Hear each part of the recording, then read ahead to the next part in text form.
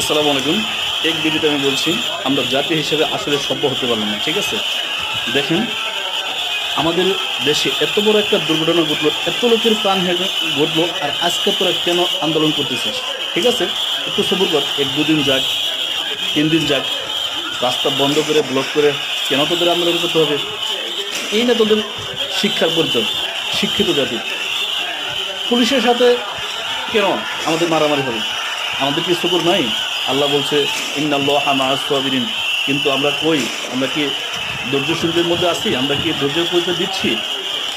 আমরা এক ভাই আরেক ভাইয়ের সাথে অযথা মারামারি কাটাকাটিতে লেগে গেছি, কিছু হইলেই রাস্তা বন্ধ করে আন্দোলন আন্দোলন। আরে ভাই কি হয়েছে?